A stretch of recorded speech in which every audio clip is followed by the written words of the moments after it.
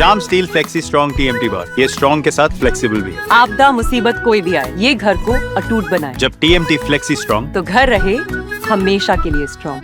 Image প্রকাশ করতে হবে, সরকারকে সুপ্রিম কোর্টের মিরর ইমেজ প্রকাশ করতে হবে এবং বলতে হবে যোগ্যদের লিস্ট প্রকাশ করতে হবে। কারণ আমরা দেখেছি এর আগেও সরকার নিজেদের অযোগ্যদের বাঁচাতে যোগ্যদের বলে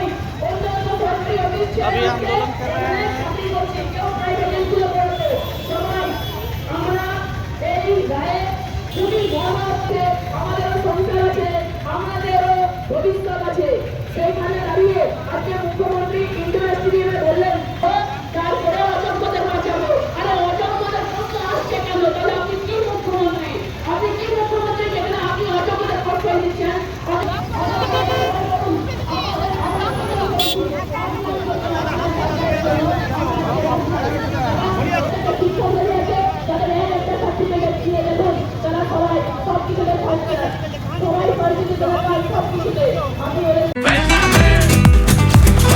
ये स्टाइल का मामला है। रूपा फ्रंटलाइन।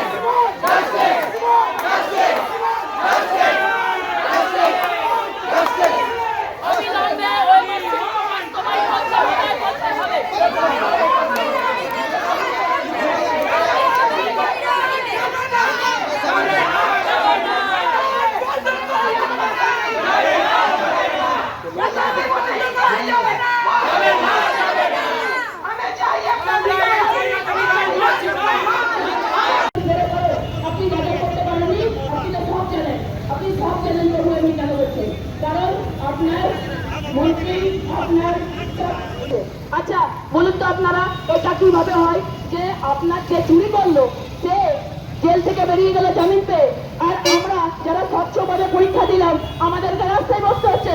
এভাবে কিভাবে হয় আপনার মন্ত্রী?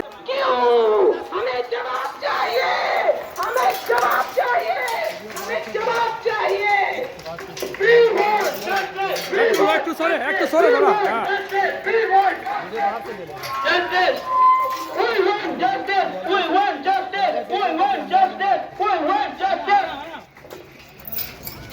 মুখ্যমন্ত্রী মিথ্যা প্রতিশ্রুতি মানছি না, মানছি না।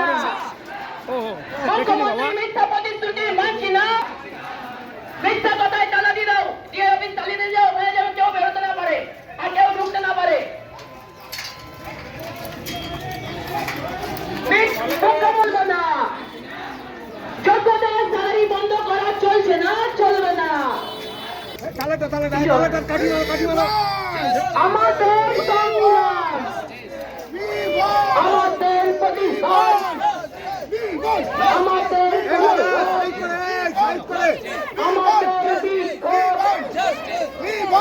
সিবিআই তদন্ত করেছে। দুর্নীতি তদন্ত করার জন্য গঠন করা হয়েছিল বাক কমিটিকে। বাক কমিটি তদন্ত করেছে। একটি লিস্ট তারা বের করেছে, সিবিআই বের করেছে, বাক কমিটি বের করেছে। সিবিআই নিয়ে আপনারা জানেন সর্বোচ্চ স্তরীয় একটি তদন্তকারী সংস্থা আমাদের ভারতবর্ষের গোটা দেশের সর্বোচ্চ। যোগ্যদের প্রতিবাদ, যোগ্যদের হুঙ্কার, যোগ্যদেরকে বিদ্যালয়ে ফেরাতে হবে, ফেরাতে হবে। যোগ্যদেরকে বিদ্যালয়ে ফেরাতে হবে, ফেরাতে হবে, ফেরাতে হবে। আমাদের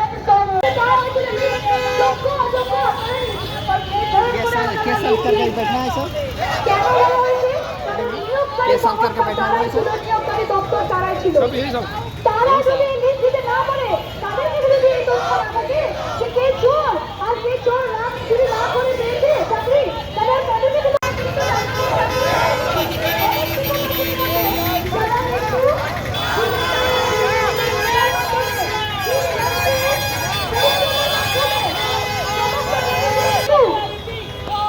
সরকারকে বারবার সেই সমস্ত কলকাতায় হাইকোর্টে মামলা হওয়ার পর কলকাতা ডিভিশন বেঞ্চ কি রায় দিল যে আপনারা অর্থাৎ মধ্যশিক্ষা পর্ষদ এসএসসি সরকার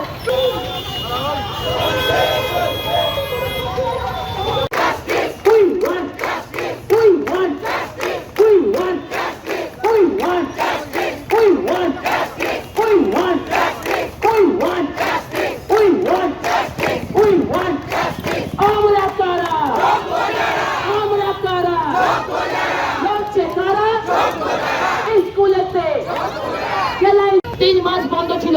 ডিআই অফিস জানে যে অযোগ্যদের স্যালারি 3 মাস বন্ধ ছিল। তাহলে তারা জানে যে অযোগ্য ফারাক আর যোগ্য ফারাক। আমরা এই অন্যায় মানছি না, মানবো না।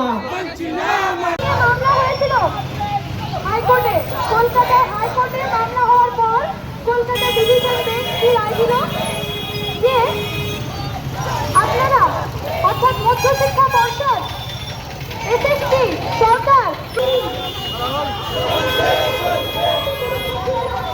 আমাদের সুপ্রিম কোর্টের ইতিহাসে এরকম ঘৃণ্য ধিক্কারজনক রায় জীবনে কোনোদিনও বেরোয়নি। এই প্রথম রায়।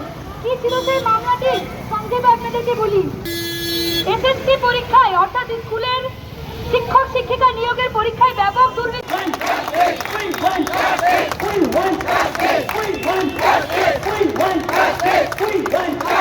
We want